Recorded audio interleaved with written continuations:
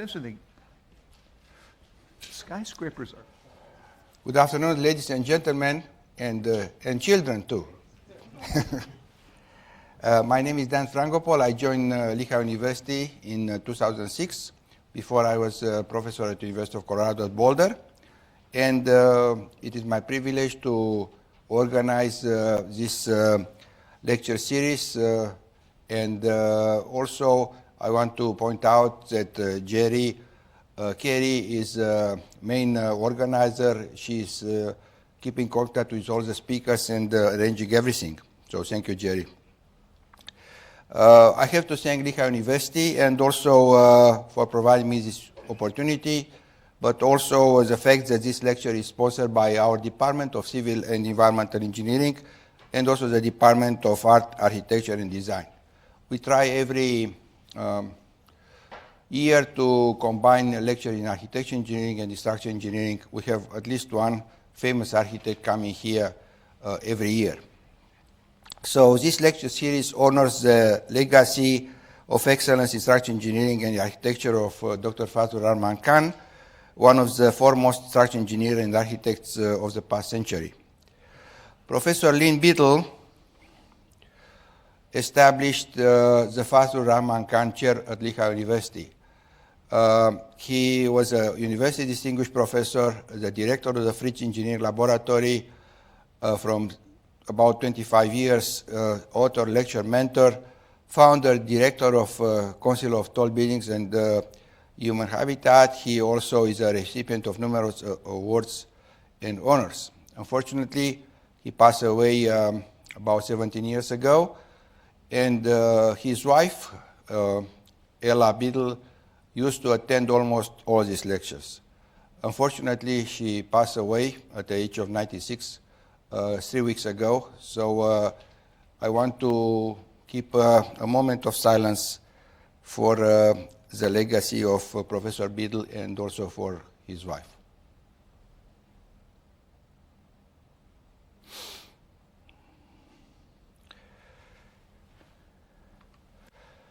As I mentioned, this lecture series honors a legacy in structural engineering architecture of Fazlur Rahman Khan. He was a pragmatic visionary. The series of progressive ideas that he brought forth for efficient high-rise construction in the 60s and 70s were validated by his work, such as the John Hancock Center and the 110 stories Sears Tower. This lecture series began in 2007, and I will just go very quickly on the speakers here. The first one was Mark Sarkisian. He was a graduate from Lehigh, and after was Dr. Manchung Tang. He is the chairman of the board of Tiwani International. He built a lot of bridges around the world, and after he had Jim Corley, who passed away several years ago. He was investigating the World Trade Center building performance. Richard Tomasetti, another famous architect, Jeremy Eisenberg, John Fisher, who is with us. He is the first director of the Atlas Center and very famous in the steel industry for his work on fatigue. Leslie Robertson, who is a designer of the Twin Towers. Bill Baker, who builds the tallest structure in the world. Bruce Ellingwood, Professor Bajant, Ron Klemenchik, president at Magnuson Klemenchik Associates.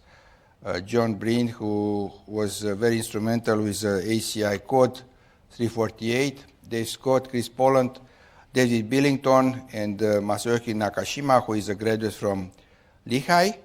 This only year in 2011 we have 4 lectures because it was an earthquake in Japan, so we don't have the lecture in March as you see, and we put it in September. And David Billington mentions that he preferred to have the lecture at Princeton University, so it's the only time that this lecture was at Princeton. Professor Ross Corot is a former colleague of mine at University of Colorado. Sharon Wood, Ted Galambos, who is a graduate from Lehigh, Shankar Nair Kuliki, who is a also graduate from Lehigh. He was a student of Professor Fisher, Professor Ang, Jim Harris, John Magnusson, Chair Norton, Pedersen, Glenn Bell, Peter Marty, Ron Hamburger, John Zils, Jim Quanteng, he's a president now at Hong Kong Polytechnic University, Eugene Brookviller from Lausanne, from Swiss Federal Institute of Technology, Larry Griffiths, Peter Weismantel, Rusha Robert Sin, who is contributing to the design of the tallest building in the world that is not yet finished. Yoso Fujino, a good friend from University of Tokyo, Kishore Mehta, Soten Sin, Carl Frank, and this year we have 3 very distinguished speakers. John is the first one, Philip Gould, and Gregory Darlen. Jon Pickard has been recognized internationally for his achievement in architecture. He has designed or collaborated in the design of some of the world's most recognized buildings, including such prominent projects such as ExxonMobil Global Campus, 609 Main and BG Group Place, all in Houston, Norfolk Southern new headquarters, and 1100 Peachtree in Atlanta, and many other very famous buildings. And of course, we have to mention that prior to funding his current company, Pickard Chilton, for 18 years he collaborated with Cesar Pelli in the design of numerous landmark and award-winning projects, including the World Financial Center in New York and the Kuala Lumpur City Center, a development that includes the Petronas Tower. This was the tallest building in the world at the beginning of the century, I think.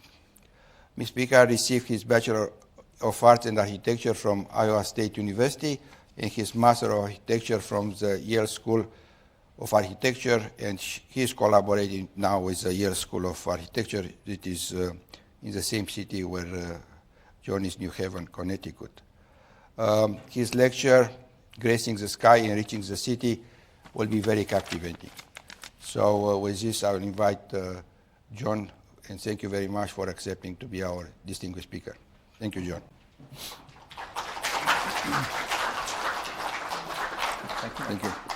This is yours. Dr. Francopol, guests, thank you for this warm welcome to Lehigh. I must tell you, I am truly humbled and honored to be invited here to speak with you about something I'm truly passionate about, which is tall buildings and their relationship to our cities. I am not only colleagues with many of the individuals that Professor Francopol introduced, but I consider them close friends. So it really is an honor to be here. Dr. Khan had an incredibly powerful vision, and his vision changed the world. And I will tell you, his vision changed my life. And so tonight, what I'd like to do is talk a little bit about how that has influenced the buildings that we've created together. A tall building has a unique role in the city. Although a tall building is typically commissioned by private interests and has certain commercial objectives, it plays a different role. Although it may be private, it's public. And it's that sort of transparency and the fact that it is public, the fact that it is civic, that is what infuses it with such potential. And so as we think about our tall buildings, we want to factor in what is that role. Tall buildings can redefine corporations, cities, and nations.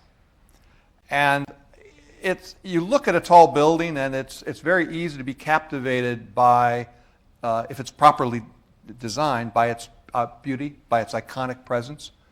But I'd like today to dig a little deeper and say the thing that I care most about is not just what it looks like and its characteristics in the skyline, but rather how does that building bring life, bring humanity to the people that live in it and work in it and around it. For me, that's what's exciting. And actually, Dr. Khan understood that, and he once said, life is art. Life is drama. Life is music. Life is about people. And I think that's the premise for tonight. So what we've done is we have a snapshot of a few projects, probably a few more than we should have, that can help to illustrate some of those principles.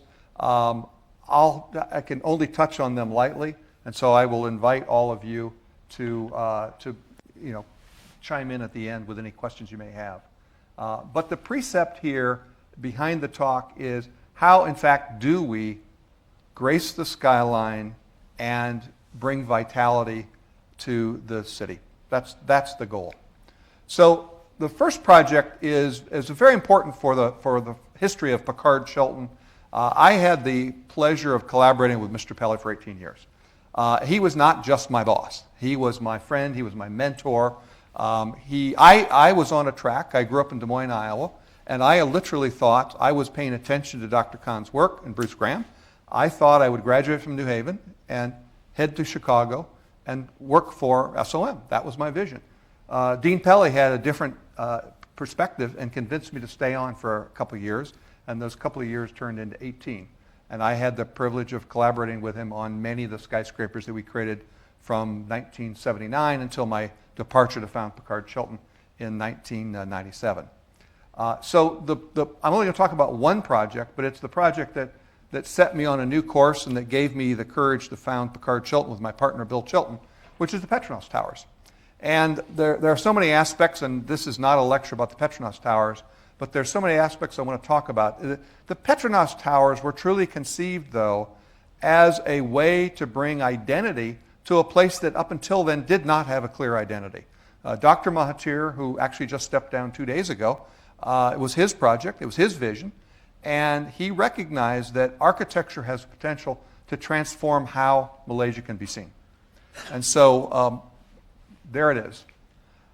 One of the things I've done today is for some of the students here is I've put in some sketches, and as some of you may know, oftentimes architects don't share the real concept sketches. They share sketches that were done after the project was all figured out. I've got a series of sketches in here done by myself and my partners that are the true concept sketches that are not fully formalized. This was the first sketch of the building that was built, and it was done under great duress. I was on the tarmac at Washington National Airport with air traffic delays. We had a time crunch. And what's interesting is all the ideas that found their way into the Petronas Towers are in the sketch. There was an interest in Islamic geometry. We knew that was an important quality that the Prime Minister was interested in. And we know that the national oil company, Petronas, was going to occupy both towers.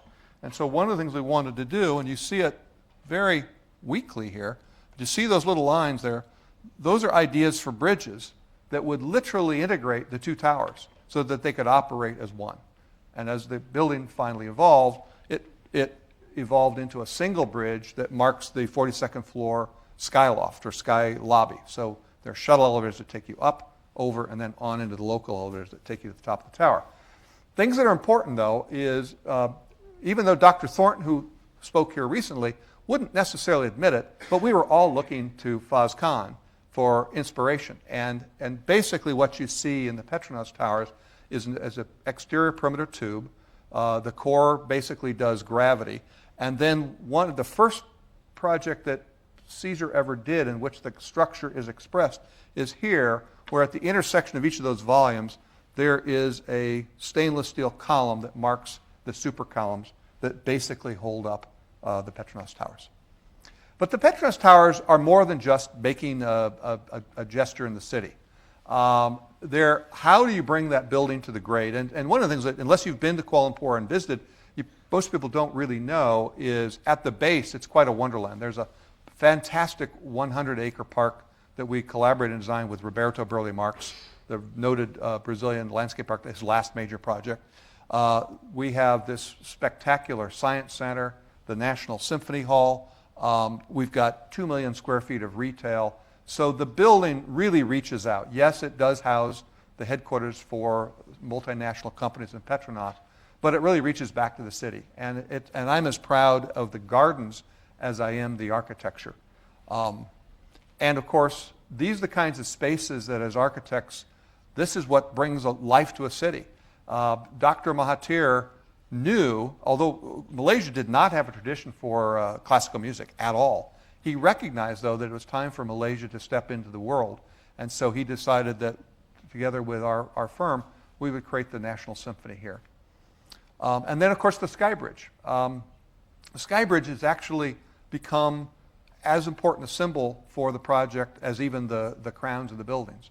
And it's been featured in movies like Entrapment, starring Sean Connery, suspended below the Sky Bridge. But it really unites the composition. And as Mr. Pelley would tell you, it's the Sky Bridge that sort of defines this celestial portal to the future. And he's much more poetic than I would ever be as he describes it. But I think it's an important component. And we spent as much time on the engineering of the Sky Bridge as we did on the engineering of the towers. That's a whole nother story. But one of the things that I'm particularly proud about as a mark of were we successful is how do people react to the building. And it's been up now for decades. And still, when you enter Kuala Lumpur, the airport, posters, T-shirts, trinkets, it is the identity of the building. People fly to Kuala Lumpur to have the little Instagram moments there. It has achieved its mission. And I was talking to Professor Francopol about this earlier. Dr. Mahathir, as we were making the decision to make the building the tallest in the world, he had an observation which I thought was incredibly wise and I've never forgotten, which is at some point in time, a building will be built that's taller. And that certainly happened with Taipei 101 in about 2002.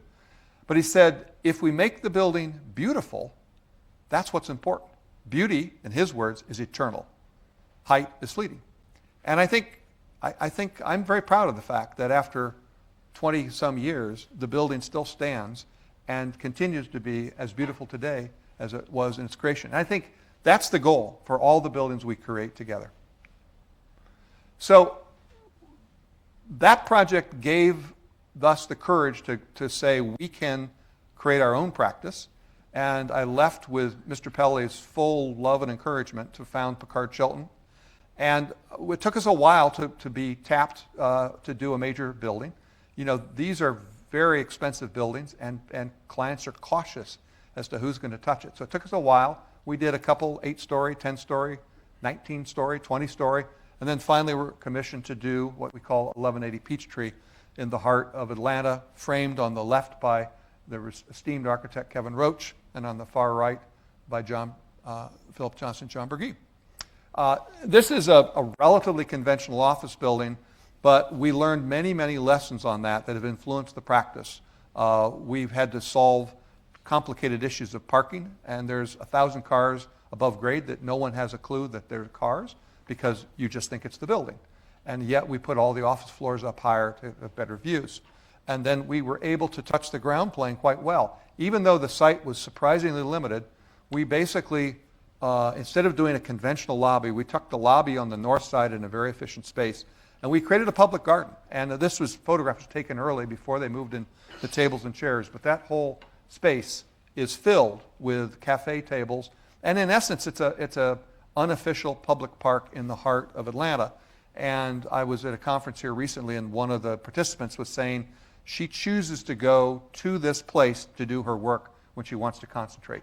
So those are the kinds of things that are important to me as an architect. Our next commission was in Chicago, which very important city. I grew up in Des Moines, Iowa, so Chicago is my kind of center point. That's what I look to. So we were honored to be commissioned to do this skyscraper on the river for the very respected law firm of Kirkland & Ellis. And I feel like it's a Chicago building. It's very, very simple, very clear, very tough. The columns are expressed, you can see in some of these, the columns are expressed very clearly. It's kind of a classic Chicago building. It's also been very thoughtfully designed from the inside out. There's a whole long story about why is the floor plate that unique H shape, and it was to really allow the attorneys to get the kind of perimeter office count that they wanted and maintain certain efficiencies. So it's been a very rational project, and fortunately for our clients, it's been very successful financially. It's been set multiple real estate records. But of course, it's not just an office building. There's a contribution back to the city. So we're on the north side of the Chicago River, so we're able to step the tower back a little bit, create this public park, and literally integrate it in the whole new system of river walkways that run through Chicago. Above the park, on about the 5th floor, is this wonderful terrace. And this is the conference center for Kirkland and Ellis, and their guests can come up here, walk out on that terrace, and behold that fabulous panorama of Chicago. And this is very important. One of the things that is behind every project we do in a commercial office building is the desire for our clients to recruit, engage, and retain the talent. And you need to provide a unique experience for the individuals working there, and you need to provide it in an efficient way. And so those kinds of terraces are part of that strategy. Now, the terrace is on kind of on the upper right, and that's 300 North LaSalle. If you look down the river, you'll see our next project in Chicago, the River Point Tower. And River Point is a great story about thoughtful planning and brilliant engineering. Ron Klemenczyk, you're going to hear me say Ron's name frequently in this talk. It was a piece of land that had gone unloved for decades, but it's on a strategic spot in the bend of the Chicago River. And so what we were able to do by being thoughtful in the design of the floor plate, we were able to put on this challenging piece of dirt a proper, efficient commercial office building with a floor plate of about 26,000 square feet. I'll elaborate more about how we did that. But you can see the design acts as a kind of piece of sculpture. It not only terminates the view down the east-west axis of the river, but it acts as a kind of pivot point as the river takes a sweep on down to the south. And what we did is there's an Amtrak rail lines that run below that park. And that's what kept this project from being developed. And when you do the Venn diagram, there was very little turf left to put a building in. So working with Ron Klemenczyk, we said, well, let's take the tower columns down, and then let's pigeon toe them in. You can begin to see it. That slice shows how the tower columns pigeon toe. By pigeon toeing the columns, we were able to get enough room for the railroad tracks to run by. And then, by the way, we could make lemonade by putting a beautiful public park above the air rights, above the train track.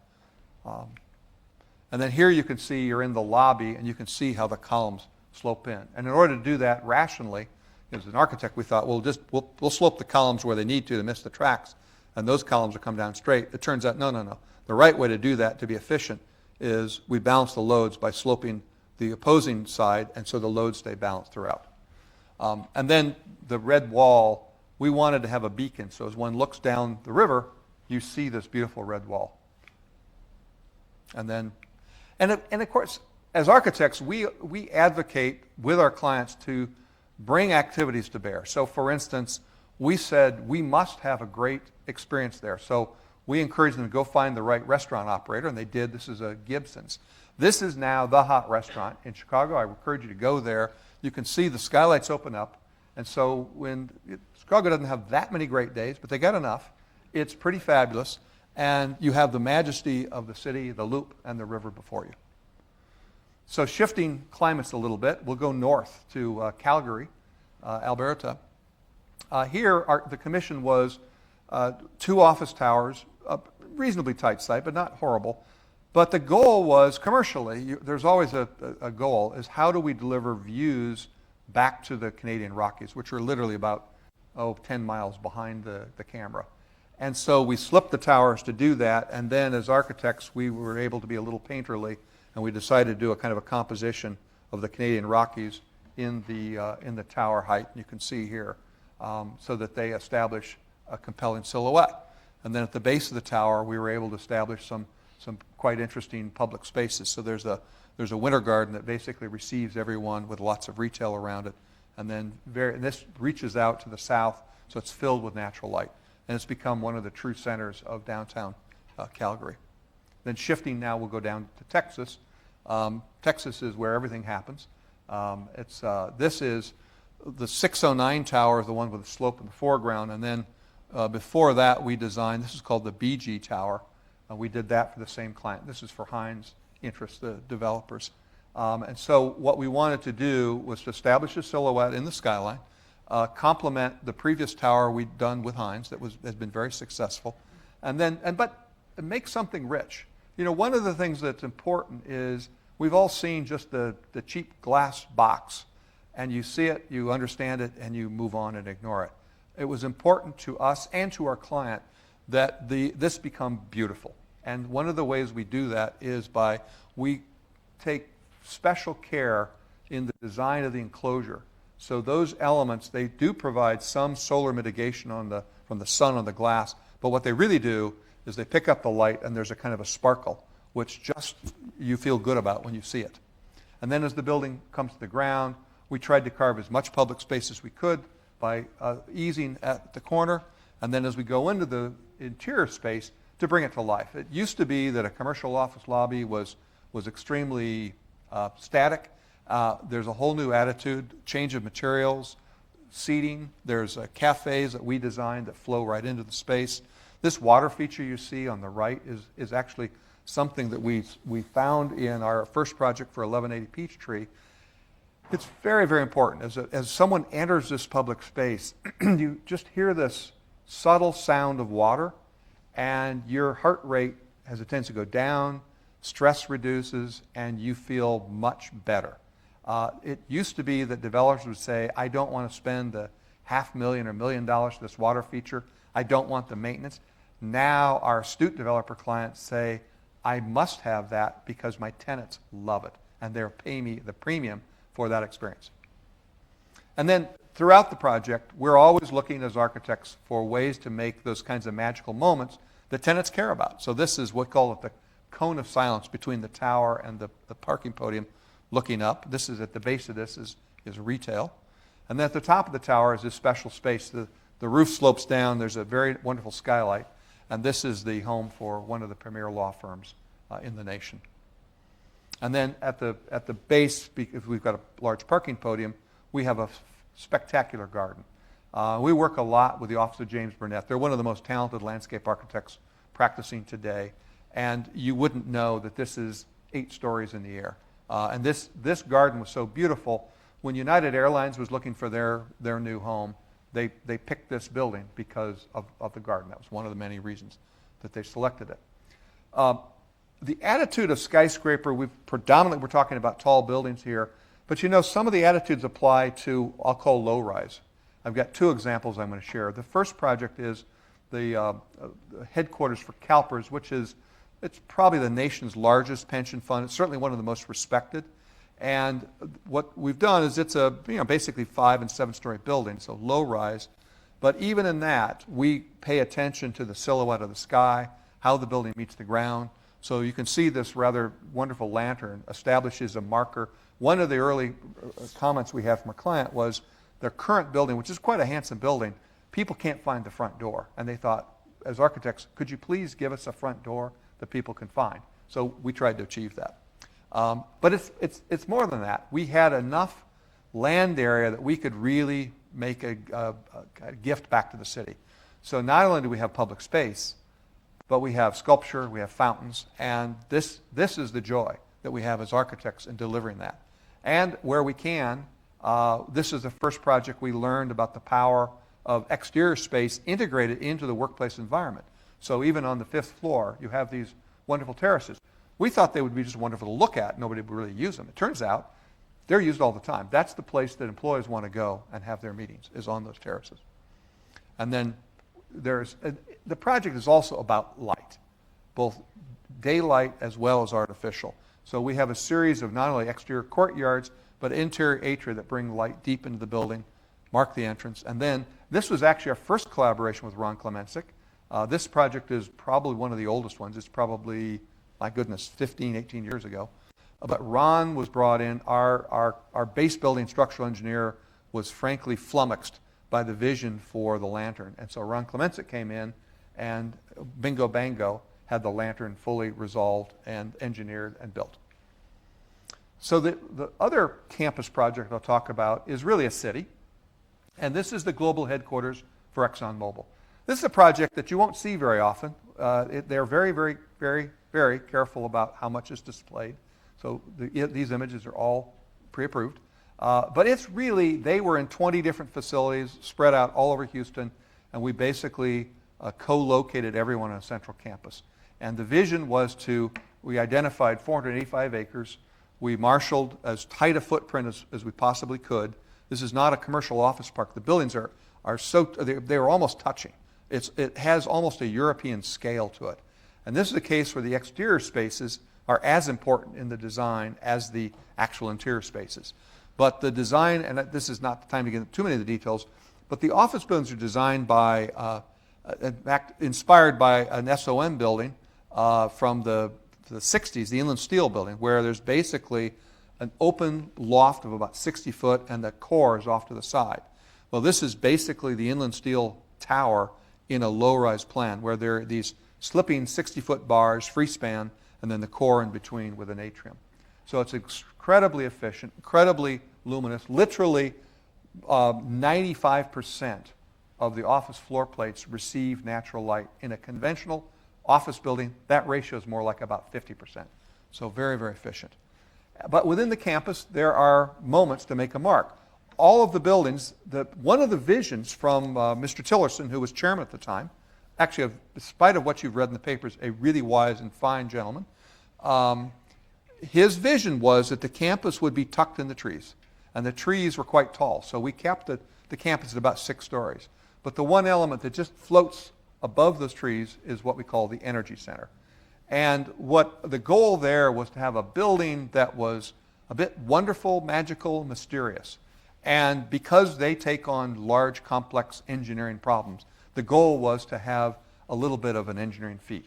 So in this case, we worked with Wally Ford, and the idea was to float this pavilion. It's about 95 feet in the air above this incredible piazza, and it forms a kind of a formal gateway into the campus. Here you see my partner Tony's early sketches for it, but it stayed pretty close, where there's a series of linear escalators that bring you up into this floating pavilion, and then you see it under construction. And probably the best way. So what we did is there are 2 trusses that run longitudinally through the system, and then those trusses go up into the pavilion, across and down. And so it's a bit outlandish. I think it's about 240 feet from touchdown to touchdown. So it's one of Dan's bridges, only there happens to be a building up there. And we made a decision to make that structure, though, a little more mysterious. So we went back and forth whether the structure would be expressed, as Dr. Khan did in the John Hancock Tower, or to bury it. And we ultimately decided to kind of let you get a glimmer of the structure through the glass. You can appreciate that our clients were a bit cautious at first. Does this thing really work? So we did a series of models. This is one, large and small. Flew them into Dallas to share with the management committee and make sure everybody was comfortable. But this is a great example where structural engineering creates something quite spectacular. So that space below is just extraordinary. And so if you're a special guest of ExxonMobil, you'll be received there and then welcomed into the facility. It's not just about statements like that, though. For me, it goes back to the people. And although that facility that I shared with you is not for the executives, that's for all the employees, and there's a series of cafes and white tablecloth.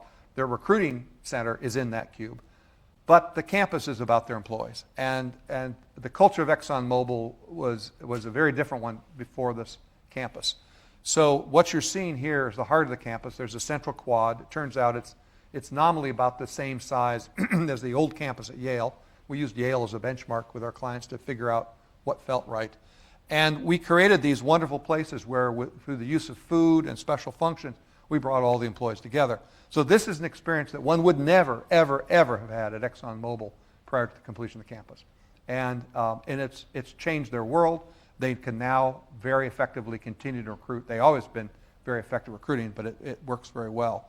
And so we've got lots of friends that are employees there, and so the report is extremely positive. Great commitment to wellness. This is the wellness building. One of the things I'm most proud of as an architect is how the architecture and the landscape have this poetic interaction, and you're engaged at every point. And then we create these kinds of spaces for the activities that would never have occurred before this campus. So now we'll go to Milwaukee. And this is a case where Northwestern Mutual, one of the most respected insurance companies in the nation, made a decision to what to do. They were expanding. They could have gone out in the suburbs, and they probably could have reduced their occupancy costs substantially. But they committed to the city, and they committed to doing what was right for the city. And so our design challenge was, how do we integrate This building was done in about 86. This building was done in 1913, and then there's another building behind. So this was really an urban design problem with a new tower as a kind of a fulcrum piece between that. And so the tower is nominally, it's a Ron Klemenczyk special again. The core is asymmetric in the plan with a big curved banana of a loft-shaped space that looks back out over Lake Michigan. And here you see it. And then there's a very special crown at the top that I'll talk about here in a sec. The base of it, of course, strong integration with the 1913 building and a series of public spaces that ties everyone together. And then at the top, one of the commitments that we made was I've been in the game long enough, in 1982, the top space would have been for the CEO in the boardroom. That was never an option with Northwestern Mutual. The CEO here, John Schliffsky, a great visionary, was committed that the top of the building should be for his employees and for friends of the company. And so this space is available to anyone. You don't have to book it. I've been there many times, unscheduled, and you'll have anywhere between 20 to 50 people all camped out using conference rooms, using the social spaces, and enjoying this view. It's quite remarkable. And of course, that's Lake Michigan that you see in the distance. And then finally, this building, or Northwestern Mutual, had been built around about a 3-acre park that had really fallen on hard times. And so as a part of the revitalization was we took out the park, saved the trees that we could, and then reimagined it, again, working in collaboration with Jim Burnett, and created this really spectacular experience. Now we'll go to closer to home. This is in Cambridge, Massachusetts. And you'll not be surprised, the Kendall Square region in Cambridge is exploding, but there is an expectation for architecture, and they've really been burdened by so many buildings that are just poorly considered, just cheap glass boxes. And so there was special pressure on us and on our client to do something appropriate for Kendall Square. Fortunately, we had this wonderful little pocket park, which is located right here, and we were able to take that pocket park as a device and use it to manipulate the massing to engage the park, and then put a series of gardens for the Akamai employees on each one of those trays. And although the foundation of the plan is somewhat close to a box, by having these interlocking bars, it modulates the mass, and it makes the scale of the building feel so much more appropriate for the scale of Kendall Square. And then one of the things that's been quite wonderful is when Akamai developed the interior, they developed what they call the Akamai Mile. So there's a sequence of circulation, stairs and ramps that literally spiral through the building, and then they culminate in spaces like this. So this is the Akamai Mile coming down, and as you flip around, here you see the collaboration space as it looks back out over the garden and over Cambridge. So now we'll go to the Middle East, and all things are possible in the Middle East. So this project, I don't think has ever been shared publicly. It's been under wraps for a long time, but we thought, what the heck, let's have fun. So this is a very significant feasibility study we did for Prince Al Walid. My partner, Bill Chilton, designed the Kingdom Center for the Prince in Riyadh 20-some years ago. So I had a very good relationship with Prince Al Walid.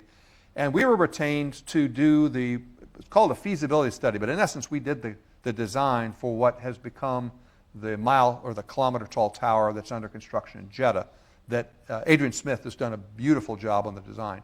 We did the feasibility study where it started off as a kilometer, and then at some point we thought, we've always dreamed of doing a mile high, so we took it to a mile high. We engineered it.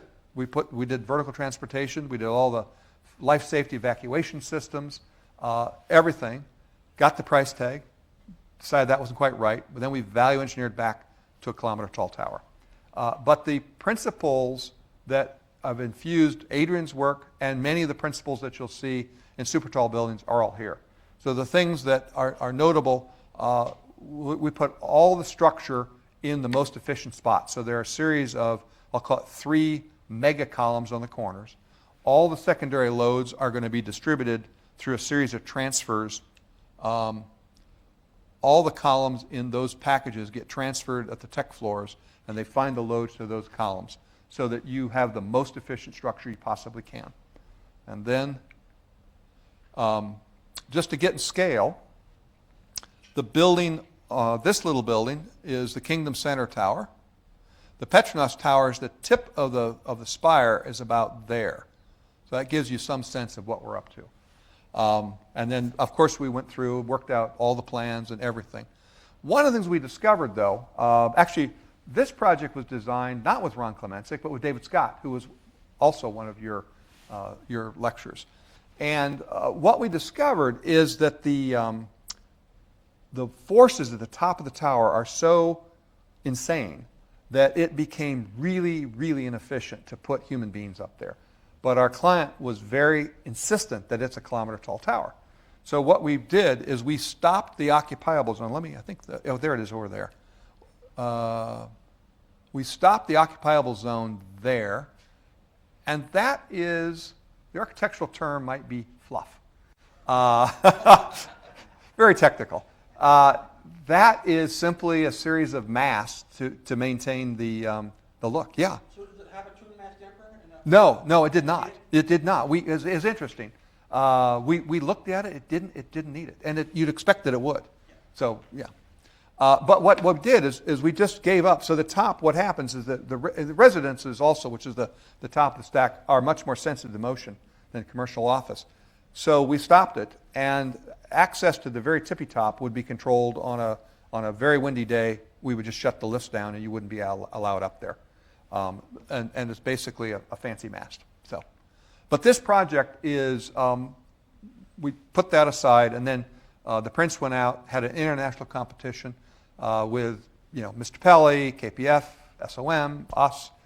We came in second. Adrian was selected with a beautiful design, and we're hopeful it'll be completed. I think it's paused in construction, but I'm hopeful it will be completed. It's quite beautiful. Another more interesting project in the Middle East. The premise was take the program from the Eiffel Tower and double it. So the Eiffel Tower is nominally 300 meters. What we're showing you here is a little over 600 meters, but it's basically a fancy observation deck. And we've got a couple of nice restaurants parked throughout the thing, and we've got some meeting areas, but it's basically that. And just so you don't think our clients are completely crazy, the premise for this project and the previous project was the actual building will probably not make money or much money, but our clients own thousands of acres around it. And what happens is if you make something beautiful, you can influence the value of the land around it. So for instance, the apartments that were being sold around this, if you have a view of this beautiful building, you can sell those apartments or rent those apartments for 20 or 30% more. And so yes, this doesn't make much money, but the surrounding land does. So there's a method to the madness.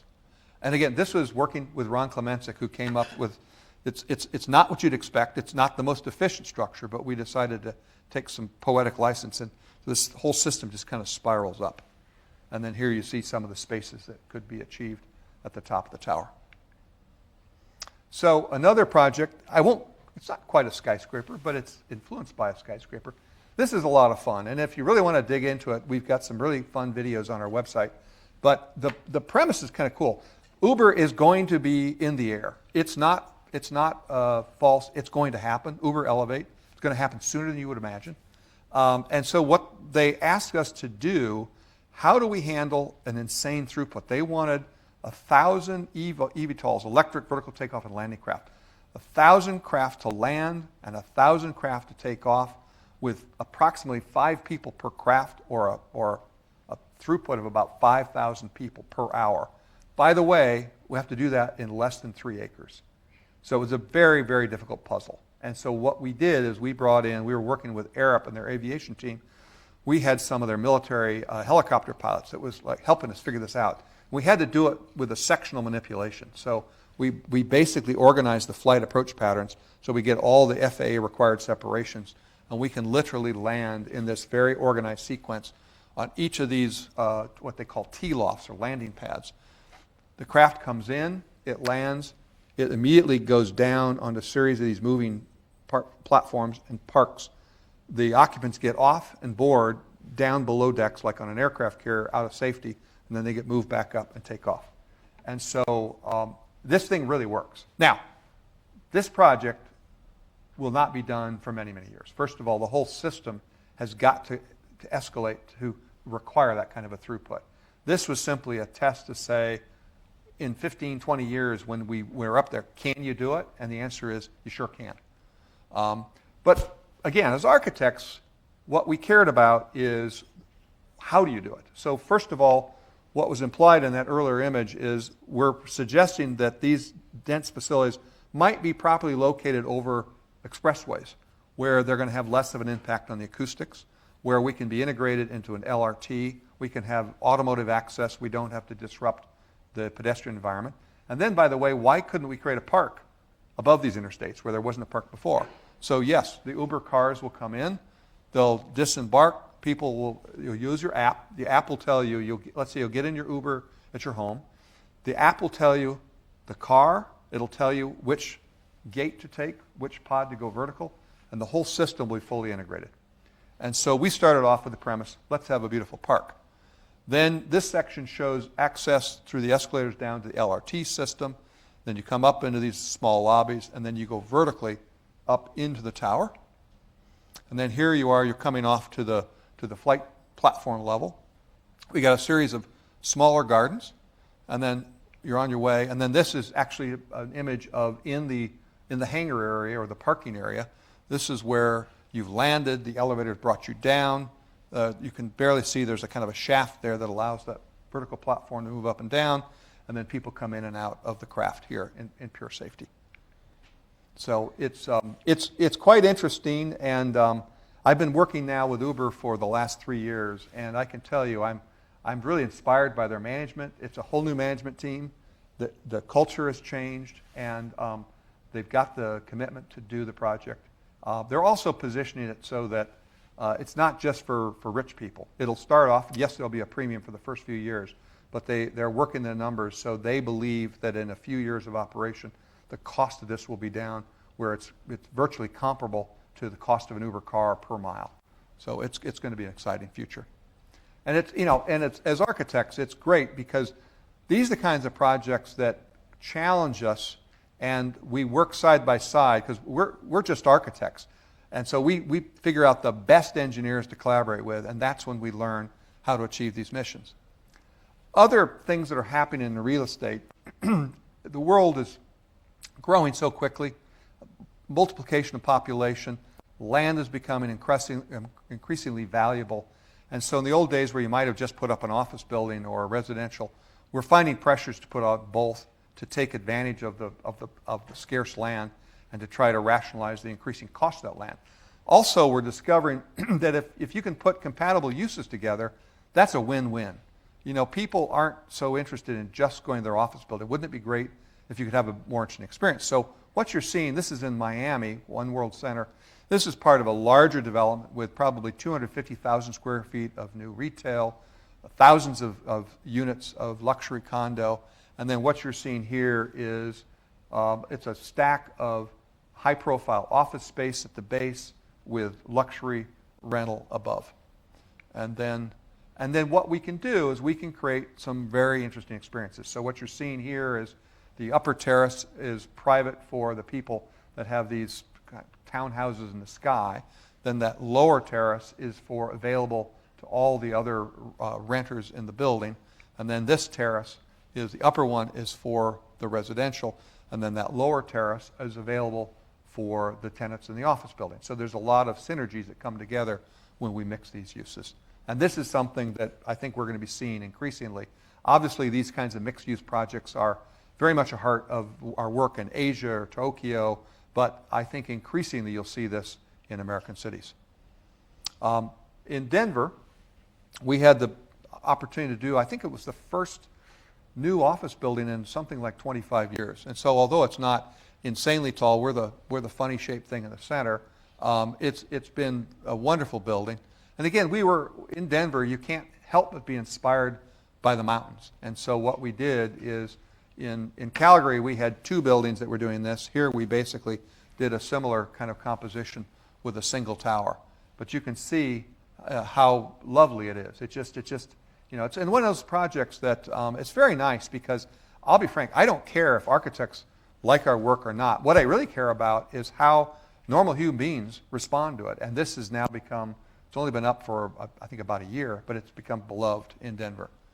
And of course, it's important to me that we create spaces to bring the tenants together. So this is one of the lounges, and I'm a big proponent of fireplaces, so I'm putting fireplaces in most of my buildings because I think it brings people together. And then this is beautifully, that wood is all from aspen trees, sustainably harvested. It's just quite spectacular. Now shifting to Seattle, this building is not what you'd call a skyline defining building. It's so subtle you can barely see the building I'm talking about. This is us. But it's going to be a remarkable building. And I think it's actually going to change the future commercial office buildings. And you may say, why is that? Well, what we've done, the site is in the heart. And what we wanted to do is to allow the city to move through the site. There's a very complicated problem. There's an existing historic building we wanted to respect. And we want to integrate the CBD, the Elliott Bay, the kind of warehouse district, the arts district. And we wanted the site to be permeable. And so we ultimately came up with the idea of let's just lift the building off the ground, lift it up about 85 feet. And below that, let's create a permeable urban village made up of these little structures that you can begin to see popping up right here, kind of clad in terracotta, with terraces and whatnot for people to use. And this has been incredibly warmly received. So obviously it's been fully leased up. But this only happened because of Ron Klemenczyk's genius. Ron and his team found a way to achieve that vision in a cost-effective way by lifting it up. And we are in a seismic zone, so we had to be very shrewd about where we spend our money so that we could stay commercially viable. But we were able to make something rather poetic out of these incredible columns that hoist the building. And here you can begin to see it as it's being completed today. We still, as you can tell, it's not quite done. We haven't got proper photography, but I'm very excited about it. Here you can see the urban village. And so what I think is interesting is Seattle is one of the great cities. You could have put up a dumb office building with a stupid, boring lobby and it would have been successful. Our client said, no, we're going to do the right thing for Seattle. We're going to make the right building. And so they've made the commitment to have these retail pavilions, little conference centers. They're programming it with music and events. So the building literally comes to life.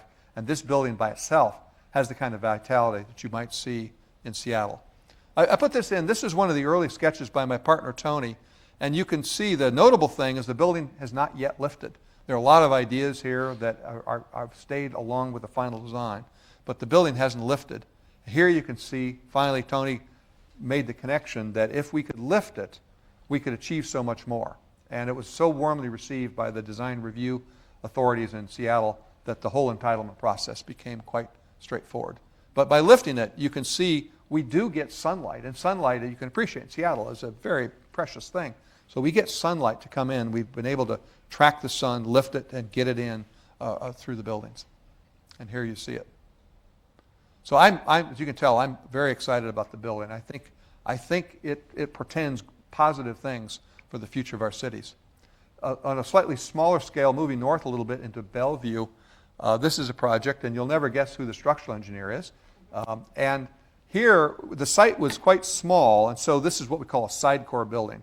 And the core is tucked to the one side, so we have proper planning dimension for the tenants. And because of that, the core didn't have the ability to handle the seismic in an intelligent way. So what Ron recommended is we would put up a kind of an external frame. And if you're going to do that, of course, as architects, we wanted to let that structure manifest itself in the building. And so you can see it in these images. The other thing you'll see here is the introduction of exterior spaces. These are very, very important. People like to get outdoors, even in a place that may not be a great climate, whether it's steamy Houston, Texas, it's important. And so although we probably were not doing those balconies 5 years ago, we're probably putting exterior spaces in almost every project for the last few years. And parenthetically, they actually contribute financially to the project. Tenants are willing to pay 15 to 20 to 30% more for space adjacent to those exterior spaces. And then, of course, a vital ground plane. And then I put this up there because you all know what a normal office building lobby looks like. It's kind of sleepy. You want to get through it as quickly as possible. You never want to spend time there. What we're doing is we're really looking at hospitality. and what can we learn from hospitality that can help us make better buildings. And so we were able to take advantage of the topography, have a change of levels, but in essence, the lobby becomes an informal library and a place for people to gather and congregate. And so in essence, the entire building is a place to work, not just your office. Now we'll shift down to Oakland, California. This one is still a bit confidential, but we're moving forward. This will actually change the character of Oakland quite dramatically. What's happening is the tech companies are discovering that San Francisco, charming as it may be, is becoming increasingly out of reach. The employees, even highly competent employees, cannot afford San Francisco. And many of them live across the bay in places like Berkeley and Oakland and whatnot. So we believe Oakland is going to be a new area for growth. And so what we're doing is working with my favorite partner, Mr. Klemensky. We've basically done a very simple box. The seismic loads are even worse in Oakland than they are in downtown San Francisco. We're very close to the, not the San Andreas, I'm blanking on the name of the fault, one of the key faults. And so what Ron has recommended is the exterior bracing, as Faz Khan would have told us, should be on the exterior. The core is virtually only gravity. It's all on the exterior. We wanted to express it. It became cost-effective or too costly to express the structure. So the structure is virtually behind the glass, but we're trying to show it through a series of these. These are fairly subtle, these diagonals. That's just an expression in the enclosure. The actual columns are behind. But you do see the columns when they appear like on the podium garden level. You see the columns there, and you'll see the diagonal columns coming through here. But what we've done architecturally is we've lifted the building a couple times. We've got a generous, what I call sort of a ground level piazza that leads people into a very tiny postage stamp of a lobby. So in essence, we've made what would have been a lobby that would be empty. We've basically increased the amount of exterior space, and we're programming that with coffee shops and whatnot. So that's vital at the base. And then we have this fabulous garden at the top, and then you can access the garden through these glass elevators here, and then through elevators inside the tower. And then we're working with the OJB office to create a park. So although we can't deliver an enormous amount of ground floor place space, we can do it on the podium level. And then finally, a project that is one of my special projects, as much because of the client and the vision of the client and the ability to make an impact, is a project in Oklahoma City. And a part of it is, as a son of Des Moines, Iowa, I have a certain understanding of places like Oklahoma City or in Omaha, Nebraska. And I get that. And Devon Energy was competing for the talent with all the majors. And it was very difficult because they were in horrible facilities. They were spread out in 4 different buildings in downtown Oklahoma City. And people would come in and they'd talk to ExxonMobil, they'd talk to Chevron, and they'd end up going to Houston. And you could appreciate the success of a company is their talent. And so Larry Nichols, who founded Devon Energy with his father, said, we need to do a better job. And he was totally committed to Oklahoma City.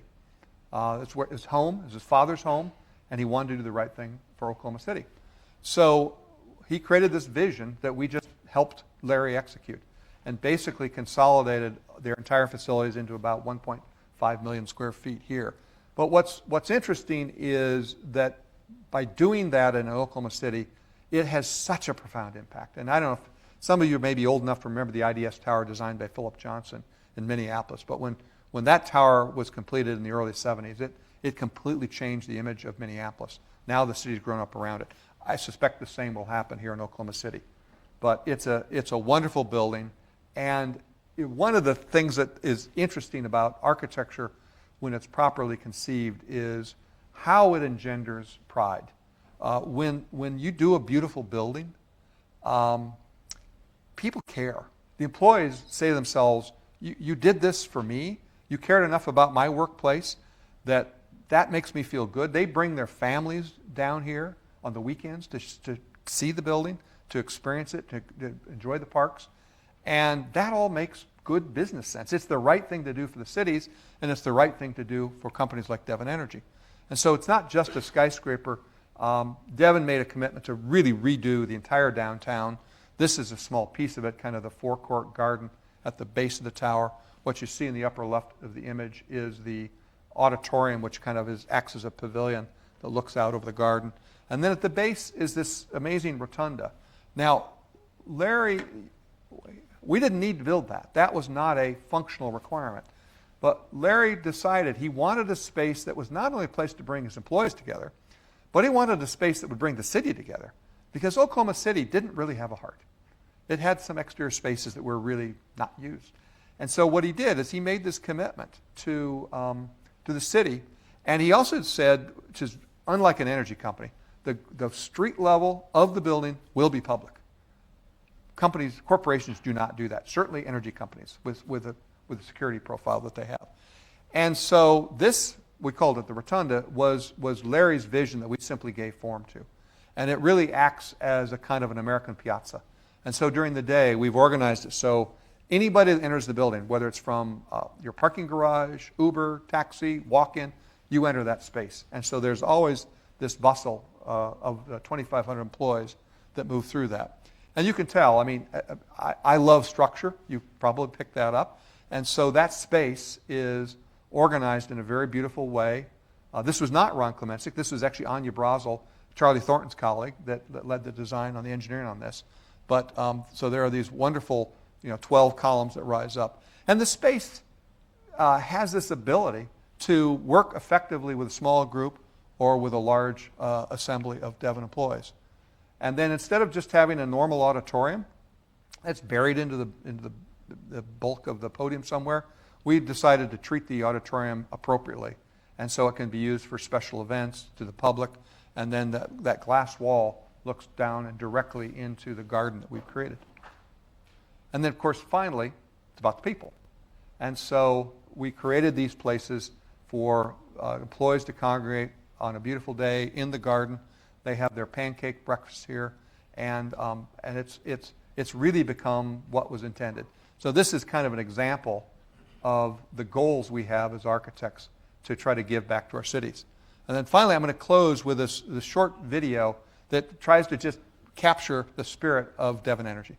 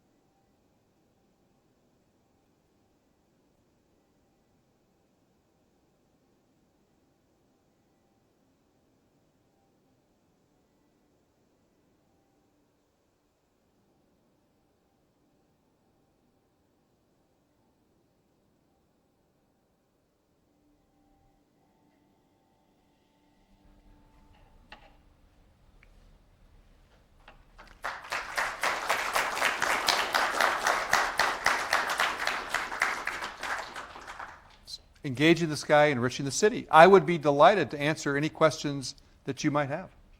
Thank you very much, John. Thank you. This is a small Oh my present from our goodness. dean. I thank And you. now we can have some questions. And I Excellent. was never in Oklahoma as this, but my next trip will be in You have to this go. building. Absolutely. Yes. We'll arrange a special tour. Yes, thank you. Peter? Well, thank you for the very inspiring talk. You have given us plenty of visions into the future, and along those lines, I would like to ask, you started out with Chicago Tower, towards the end we had a tower in Miami. Did you plan in the future there too, in the sense of global warming? are these towers prepared for a rising Yes. water level, let's say 10 feet higher? Yes. So the question is, are we prepared for the realities of our climate change? And it's a great question. I'll start with the easy things, and then I'll take you to the harder things. The good news is, all the projects I shared, we have been strong advocates for sustainability. Every literal project you've seen, and since the firm has been founded, is LEED Gold or Platinum.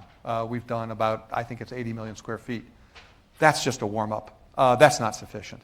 And so, for instance, in Miami, and that's a great example, our clients are relatively astute. They were wise enough to do an analysis before they even looked at development opportunity sites. So the site is well above the floodplain. But the reality is, we're at enormous risk no matter what we do, although we're raising the ground plane up 4 feet from what is required. That's not sufficient.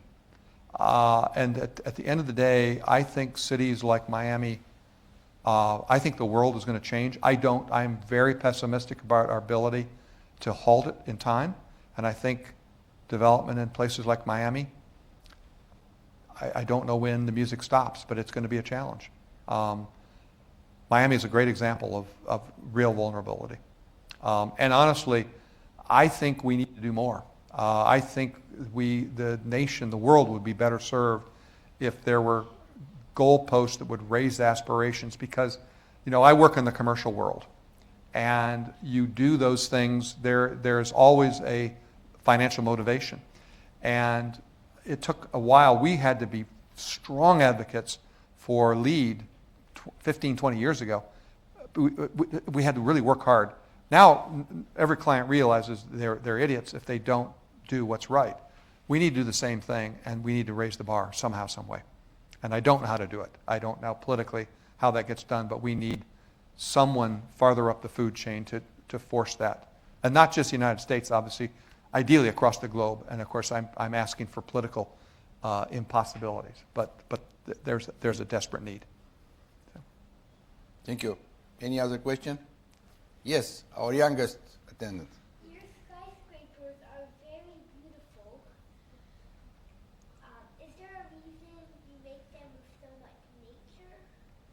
Yes. So the question is, the buildings are beautiful. Why do we use nature so much? We use nature because scientists have shown that if you have access to daylight and views of nature, you're going to be healthier. You're going to be happier. Literally, your body becomes stressed in certain environments.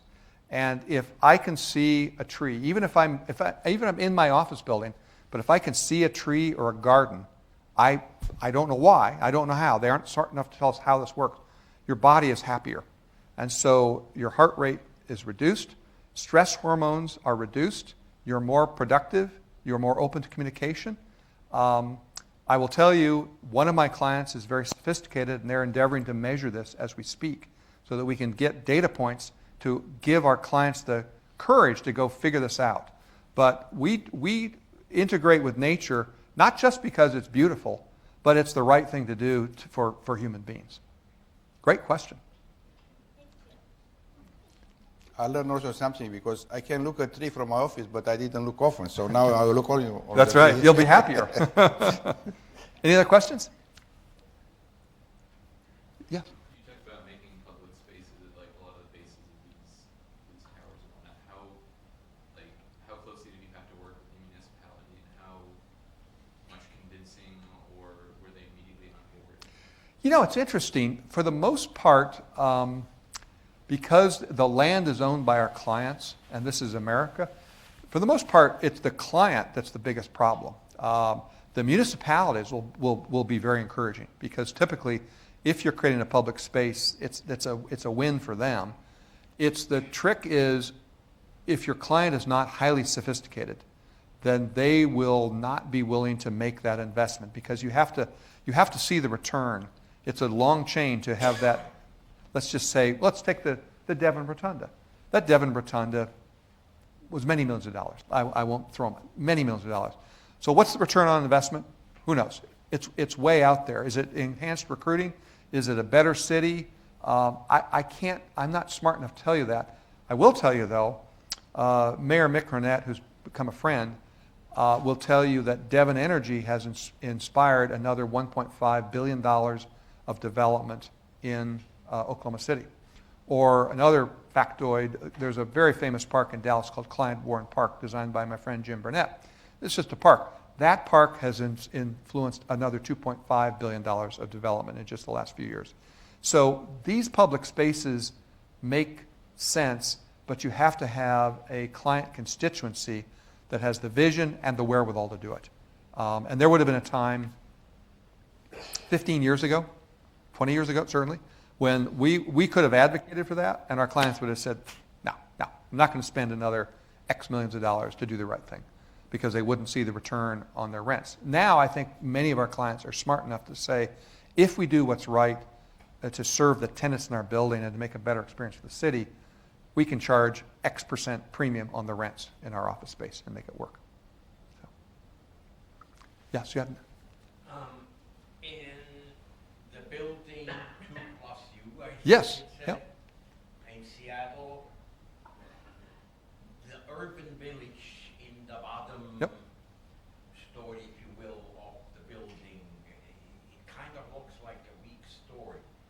And it looks to me like it would be very difficult to design it structurally to not have that bottom to be a weak story. Yeah. Which is a problem in earthquake engineering. On the other hand, when I look at the confidential tower in Oakland, it also has a story which in essence is open. Right. But actually, it seems to me that the structural framing is actually continuous through that story. That's right. So it would be no weak story if we disregard the non-structural elements in the other stories. Could you elaborate on Yeah, how that was analyzed? so in, let's go to 2+U. The structure of the tower is achieved a couple ways. The core is close enough to the centroid of the main tower. It handles a lot of the overturning on the wind and a lot of the torsion. There's a kind of a low-rise 12-story element that twists in the wind, and so what Ron did is he put in a series of X braces up the short end, and those X braces come down and touch grade.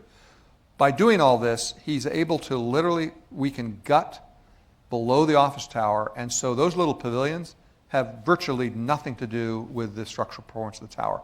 They're conventionally erected with very simple steel posts, and they're literally, as I recall, there's a lot of aluminum stud wall construction and a terracotta rain screen. They do nothing.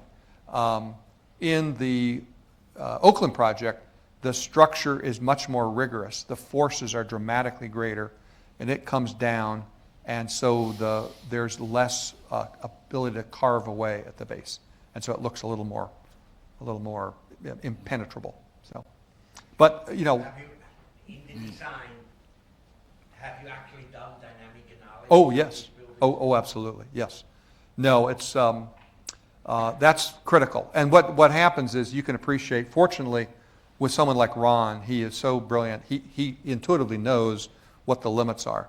But he'll come in. There'll be a hypothesis, and then his team goes off and they'll do the dynamic analysis. And then what's interesting is they're so skilled. He may say that the column, let's say for initial planning purposes, is 42 by 42. And he'll come back, and after doing the full analysis, say, okay, I was wrong. It's 40 by 40 or 36 by 36. I mean, he's able to be pretty precise. But we have tools now that just didn't exist 20-some years ago. And the world has changed. And certainly, if you go back to when Faz Khan was practicing, I don't quite know how he did it, except he must have been forced to just be a bit more conservative. Today, we can sharpen our pencils a little bit more and tighten it up. Okay. Thank you very much Great. for this Thank you so excellent much. lecture. Thank you. Okay. Thank you. Excellent.